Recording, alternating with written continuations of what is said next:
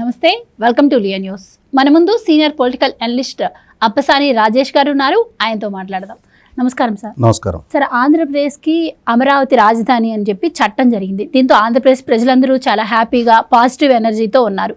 ఇలాంటి టైంలో మేధావులం అని చెప్పుకునే కొంతమంది మీడియా ముందుకు వచ్చి మేము అమరావతికి వ్యతిరేకం కాదు, అలాగే జగన్మోహన్ రెడ్డి గారి మాటలను కూడా మేము సమర్థించట్లేదు అంటూనే ఇలాంటి టైంలో మరి ప్రత్యేక హోదా ఎందుకు అడగట్లేదు అని చెప్పి కొన్ని మెలకలు పెట్టే మాటలు మాట్లాడుతున్నారు. అసలు ఏంటి వాళ్ళ ఉద్దేశం ఏంటి? మరి అమరావతి రాజధానిగా రావడం వాళ్ళకి ఇష్టం లేదా, లేదు అంటే ఇండైరెక్ట్గా జగన్మోహన్ రెడ్డి గారిని వాళ్ళు సమర్థిస్తున్నారా? అసలు వాళ్ళు ఈ రకంగా వీడియోలు చేసి ప్రజలను మరి తప్పుదోవ పట్టించే ఉద్దేశమా?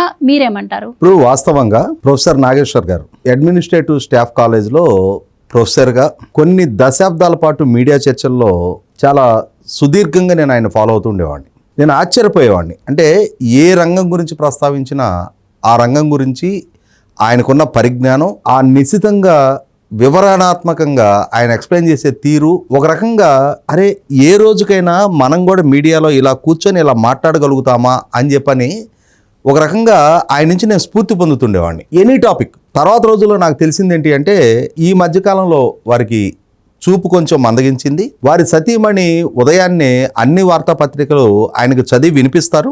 అలా ఒక్కసారి ఆమె అలా చదివి వినిపించగానే వాటిని ఆయన మైండ్లో రిజిస్టర్ చేసేసుకొని ఆ రోజు మొత్తం మీడియా చర్చల్లో ఒక్కసారి విన్నదాన్నే ఆయన ఏకసంధాగ్రహిలాగా చాలా వివరంగా మీడియాలో మాట్లాడగలుగుతారు అని చెప్పని నేను విన్న తర్వాత మరింత ఆరాధన కలిగింది ఆయన మీద. కానీ అటువంటి ఆయన గడిచిన కొన్ని సంవత్సరాలుగా జగన్మోహన్ రెడ్డి వైఖరి ఏంటో తెలుసు, జగన్మోహన్ రెడ్డికి ఉన్న నేర చరిత్ర, అవినీతి చరిత్ర తెలుసు, ఎన్ని సందర్భాలలో ఆయన క్రూరత్వానికి ఎంతమంది బలైపోయారో తెలుసు. అయినా సరే 2019 ఎన్నికల్లో ఆయన ఏ ప్రచారం చేసి ఏ రాజకీయ విధానాలు అవలంబించి అధికారం దక్కించుకున్నారో తెలుసుండి కూడా ఆయన తీసుకుంటున్న నిర్ణయాల పర్యవసానం 5 కోట్ల మంది రాష్ట్ర ప్రజల భవిష్యత్తు ఎలా పణంగా పెట్టబడుతుంది అనేది కళ్ళ ముందు కనిపిస్తున్నా కూడా ఏకపక్షంగా 5 సంవత్సరాలు జగన్మోహన్ రెడ్డి నంది అంటే నంది, పంది అంటే పంది అని ఆయన సమర్థిస్తున్న తీరు చూసిన తర్వాత అరే ఇటువంటి వ్యక్తి పట్ల మనం ఇంతటి ఆరాధన పెంచుకుంది అని చెప్పని క్రమక్రమంగా ఆ ఇంప్రెషన్ మొత్తం కూడా అంటే ఆయన మీద నేను పెంచుకున్న ఆరాధనను కూడా దూరం చేసుకోవాల్సి వచ్చింది. సార్, ఇక్కడ ఒకటి మీరు అంటున్నారు, ఒకప్పుడు ఆయన అంటే అభిమానం ఉంది, ఆయన జగన్మోహన్ రెడ్డి గారికి సపోర్ట్ చేసిన తర్వాత నాకు కొంచెం తగ్గింది అని. అంటే మీ మధ్య పార్టీల పరంగా విభేదం ఉండొచ్చు, కానీ మరి ఇక్కడ ఆయన క్వశ్చన్ చేశారు, ప్రత్యేక హోదా అంశం ఎందుకు తీసుకురావట్లేదు, చట్టబద్ధతని ఏదో పెద్ద గొప్ప ఘనత సాధించినట్టు ప్రొజెక్ట్ చేసి చూపిస్తున్నారు అని చెప్పి. ఆయన మాటల్లో కూడా వాస్తవం ఉంది కదా సార్. ప్రత్యేక హోదా అంశం ఎప్పటి నుంచో వస్తుంది. అదే చెప్తున్నా నేను పార్టీల పరైన వైరుధ్యం కారణంగా నాకు ఆయన మీద విముఖత ఏర్పడలా. జగన్మోహన్ రెడ్డి ప్రభుత్వం ప్రజలకు సంబంధించిన పట్టాదారు పాస్ పుస్తకాల మీద జగన్మోహన్ రెడ్డి ఫోటో వేసుకోవటాన్ని నేను సమర్థించాడు. ప్రజలకు సంబంధించిన వ్యక్తులకు సంబంధించిన ఆస్తుల హద్దురాళ్ల మీద జగన్మోహన్ రెడ్డి ఫోటో వేసుకోవటాన్ని నేను సమర్థించాడు. 700 కోట్ల రూపాయల వ్యయంతో సరిహద్దు రాళ్ల మీద అప్పుడు పాలకుడుగా ఉన్న పాలకుడి ఫోటో వేయాల్సిన నష్టి లేదు.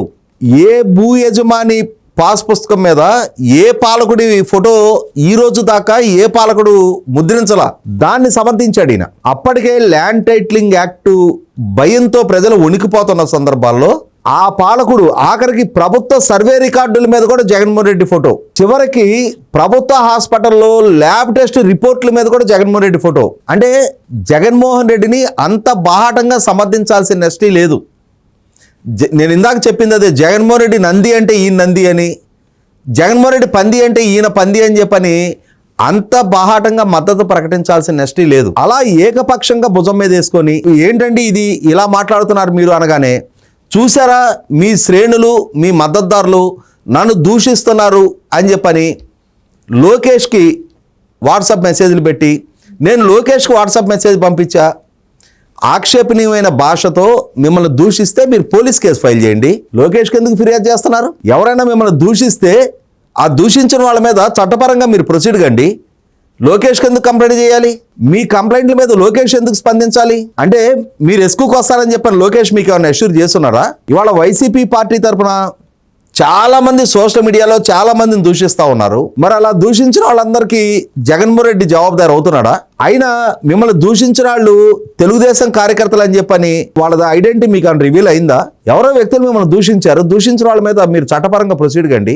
సరే, ఇక అదొక అంశం. ఇప్పుడు ప్రస్తుతానికి వద్దాం. 2019 ఎన్నికలకు ముందు ఆ రోజు భారతీయ జనతా పార్టీ ప్రభుత్వంలో చంద్రబాబు నాయుడు గారు కూడా భాగస్వామిగా ఉన్న రోజుల్లో, రాష్ట్రంలో చంద్రబాబు నాయుడు గారి ప్రభుత్వంలో కూడా భారతీయ జనతా పార్టీ భాగస్వామిగా ఉన్న రోజుల్లో, ఆ రోజున ప్రత్యేక హోదా బదులు ప్రత్యేక ప్యాకేజీని ప్రతిపాదించిన కేంద్ర ప్రభుత్వ ప్రతిపాదనతోటి కాంటపట్టి సిచ్యువేషన్లో చంద్రబాబు నాయుడు గారు అంగీకరిస్తే ఆ రోజు ఆయన్ని కూసి కుక్కలకేశారు. మరి ఆ రోజు కేంద్ర ప్రభుత్వానికి వ్యతిరేకంగా చంద్రబాబు నాయుడు గారు ధర్మ పోరాట దీక్షలు ప్రారంభించిన రోజున మరి ఆ రోజు చంద్రబాబు నాయుడు గారికి మద్దతుగా ఈ ప్రొఫెసర్ నాగేశ్వర్ గారు ఏమన్నా వచ్చి సంఘీభావం ప్రకటించాడా? సరే, తర్వాత ఎన్నికల్లో జగన్మోహన్ రెడ్డి యోబేరి అని చెప్పని యూనివర్సిటీలు కాలేజీల్లో సదస్సులు ఏర్పాటు చేసి ప్రత్యేక హోదా ముగిసిన అధ్యాయం కాదు, నాకు మెజార్టీ ఎంపీ స్థానాలు ఇవ్వండి, కేంద్రంలో అధికారంలో ఎవరున్నా వాళ్ళ మెడల నుంచి ప్రత్యేక హోదా సాధిస్తా, ప్రత్యేక హోదా కనుక మనం సాధించిన పక్షంలో ప్రపంచవ్యాప్తంగా ఉన్న పెట్టుబడిదారులు మన దగ్గరికి తరలొస్తారు, 13 జిల్లాలని 13 హైదరాబాద్గా అభివృద్ధి చేస్తా, వలసలు లేని ఉపాధి కల్పిస్తా అని చెప్పని యువతకి నమ్మబలికాడు. అలా నమ్మిన యువత జగన్మోహన్ రెడ్డిని ఓన్ చేసుకున్నారు. 151 స్థానాలతో అధికారం కట్టబెట్టారు. అధికారం దక్కగానే అతను అడిగినట్టుగానే 25కి 22 ఎంపీ స్థానాలు కట్టబెట్టారు. మరి ఆ జగన్మోహన్ రెడ్డి అధికారం దక్కగానే కేంద్రంలో అధికారంలో ఉన్న వాళ్ళకి పూర్తిస్థాయి మెజార్టీ దక్కింది. మన సంఖ్యాబలం మీద ఆధారపడి ఉన్నట్టయితే మనం వాళ్ళని డిమాండ్ చేయడానికి ఆస్కారం ఉండేది.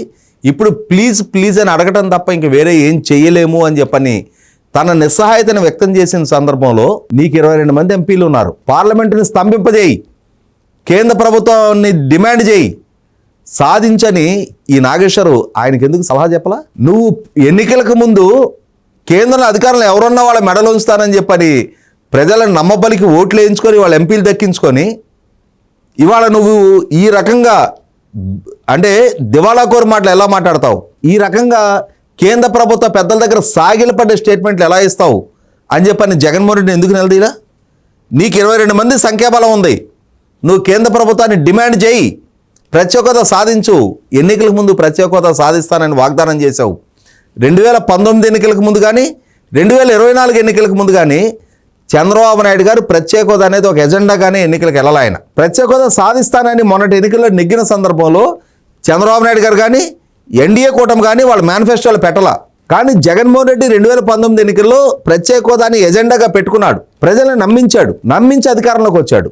అలా వచ్చిన 5 సంవత్సరాల టెన్యూర్లో అదే కేంద్ర ప్రభుత్వం ప్రతి బిల్లుకి జగన్మోహన్ రెడ్డి మద్దతుగా తన ఎంపీల చేత ఓటు వేయించుతున్న సందర్భంలో, వాళ్ళ ప్రతి అభ్యర్థికి తన ఎంపీల చేత ఓట్లు వేయించుతున్న సందర్భంలో, మరి ఎప్పుడు ఎక్కడా ఏ సందర్భంలో కూడా జగన్మోహన్ రెడ్డిని ఒక్కసారి కూడా నువ్వు ఎన్నికలకు ముందు ప్రత్యేక హోదా వాగ్దానం చేశావు, నీ వాగ్దానాన్ని యువత నమ్మారు. ఇవాళ మరి ప్రత్యేక హోదా గురించి కేంద్ర ప్రభుత్వాన్ని ఎందుకు నిలదీయటంలా, డిమాండ్ చేయటంలా, పార్లమెంట్ ఎందుకు స్తంభింపజేయటంలా?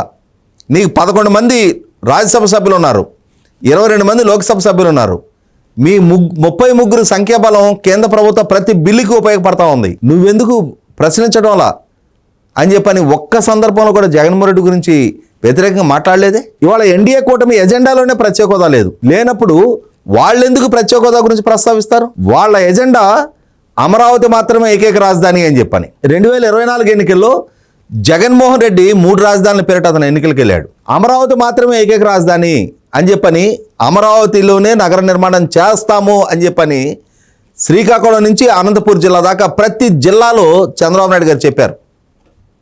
ఆయన చెప్పిన దాన్ని విశ్వసించిన ప్రజలు ఆయన ఎజెండాకు అనుగుణంగా ఓట్లేశారు. ఇవాళ వాళ్ళ ఎజెండా వాళ్ళు అమలు చేస్తూ ఉన్నారు. భవిష్యత్తులో మరొకసారి మరొక పాలకుడు అమరావతిని కదిలించడానికి వీలు లేకుండా ఇక్కడ మీరు ఏమంటున్నారు?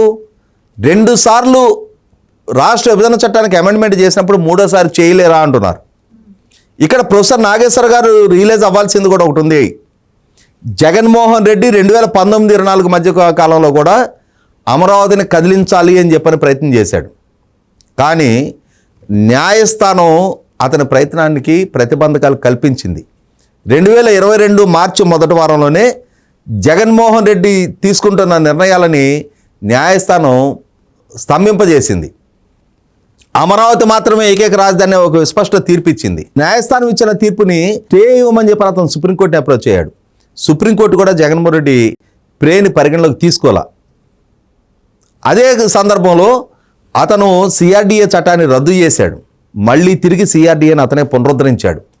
3 రాజధానుల ప్రతిపాదనని అతనే విత్డ్రా చేసుకున్నాడు. అంటే చట్టపరంగా కేంద్ర ప్రభుత్వ విభజన చట్టానికి అనుగుణంగా ఏర్పాటు జరిగిన అమరావతిని కదిలించడం సాధ్యం కాని పరిస్థితుల్లోనే ఆ విధమైన వెన్ను చూపే నిర్ణయాన్ని జగన్మోహన్ రెడ్డి అమలు చేశాడు. దాన్ని మరింత బలోపేతం చేస్తూ పార్లమెంటు ద్వారా కూడా అమరావతికి చట్టబద్ధత కల్పించే ఒక తీర్మానాన్ని వాళ్ళు ప్రతిపాదించారు. రాజకీయపరమైన డ్రామాగా నడిపిస్తున్నారు. అంటే జగన్మోహన్ రెడ్డి లాంటి పాలకుడు అమరావతికి వ్యతిరేకంగా తీసుకున్న నిర్ణయాన్ని ఒక పక్క ఆక్షేపిస్తూనే అమరావతిని బలోపేతం చేసే చర్య పార్లమెంటు పరంగా చేస్తుంటే దాన్ని డైల్యూట్ చేసే ప్రయత్నం చేస్తూ ఉన్నారు. అదే సందర్భంలో ఇవాళ దీన్ని హైలైట్ చేస్తున్నారు. ప్రత్యేక హోదా గురించి ప్రస్తావించలేదు అంటున్నారు. ప్రత్యేక హోదా వీళ్ళ ఎజెండాలో లేదు. వీళ్ళు ఎన్నికలకు ముందు ప్రత్యేక హోదా సాధిస్తామని చెప్పని మేనిఫెస్టోలో చెప్పలేదు. ఒక్క సందర్భంలో కూడా మేము ప్రత్యేక హోదా సాధిస్తామని చెప్పనే లేదు. అసలు ప్రత్యేక హోదా గురించి ప్రస్తావన లేకుండానే ఇవాళ దేశంలోకి వచ్చిన పెట్టుబడి ప్రతిపాదనలో 25.3% రాష్ట్రానికి రప్పించారు. అది వాళ్ళకున్న చిత్తశుద్ధి, వాళ్ళకున్న క్రెడిబిలిటీ, వాళ్ళు పనిచేస్తున్న తీరు. ఇవాళ రాష్ట్రంలో ఉన్న యువతకి 20 లక్షల ఉద్యోగ కల్పన చేసే దిశగా వాళ్ళ ప్రభుత్వం పనిచేస్తూ ఉన్నప్పుడు దాన్ని ఈ రోజు దాకా ఎప్పుడు ఎక్కడ అరే ఇంతటి స్థాయి పెట్టుబడి రప్పించగలుగుతున్నారని ఒక్క సందర్భంలో కూడా పొగడని మీరు, అరే 5 సంవత్సరాల నీ పాలనా హయాంలో రాష్ట్రంలోకి పారిశ్రామిక పెట్టుబడులు రప్పించలేకపోయామని చెప్పని జగన్మోహన్ రెడ్డిని ఎప్పుడు విమర్శించని మీరు ఇవాళ ఈ విధంగా ప్రభుత్వం సాధించిన విజయాన్ని తక్కువ చేసి ఇది రాజకీయ డ్రామా అని చెప్పని బ్లేమ్ మోపుతా, రెండో పక్క వాళ్ళు చెయ్యని వాగ్దానాన్ని మీరెందుకు ఈ ప్రస్తావన చేయలేదు అని చెప్పని ఇప్పుడు అసంబద్ధమైన ఈ ప్రత్యేక హోదా ప్రస్తావన తీసుకురావడం ద్వారా ఇప్పుడు చర్చ జరుగుతున్నది రాజధానికి చట్టబద్ధత గురించి. రాజధాని చట్టబద్ధత సాధించారు, దాన్ని వాళ్ళు సెలబ్రేట్ చేసుకుంటూ ఉన్నారు. జగన్మోహన్ రెడ్డి ఈ రోజుకి రాజధానిని గుర్తించకుండా గౌరవించకుండా మావిగన్ అని చెప్పనే అవగాహన రాహిత్యపు ప్రస్తావనతో అతను ప్రజలను కన్ఫ్యూజ్ చేసే ప్రయత్నం చేస్తుంటే అతన్ని పేరెత్తి విమర్శించే ప్రయత్నం చేయకుండా సూటిగా స్పష్టంగా ఏంటి కామెడీ పీసు ప్రతిపాదనలు అని చెప్పని, ఏంటి మావిగన్ అనే పేర్లు అని చెప్పని అతని గురించి సూటిగా స్పష్టంగా విమర్శ చేయకుండా రాష్ట్ర ప్రభుత్వ ప్రయత్నాలని, రాష్ట్ర ప్రభుత్వ చిత్తశుద్ధిని, కేంద్ర ప్రభుత్వం సహకరిస్తున్న తీరుని ఆక్షేపిస్తున్న తీరు 100కి 100 పాళ్ళు మీరు జగన్మోహన్ రెడ్డికి గత కొన్ని సంవత్సరాలుగా ఎంతగా లోబడ్డారు అని చెప్పని, మీ వ్యక్తిత్వాన్ని మీరు ఎంతగా చంపుకున్నారు అని, ఇవాళ మీ పరిజ్ఞానాన్ని జగన్మోహన్ రెడ్డికి ఎంతగా తాకట్టు పెట్టారనేది మీకు మీరే స్పష్టం చేసుకుంటున్నారు. Thank you so much. నమస్కారం. Please subscribe to Leo News for more videos.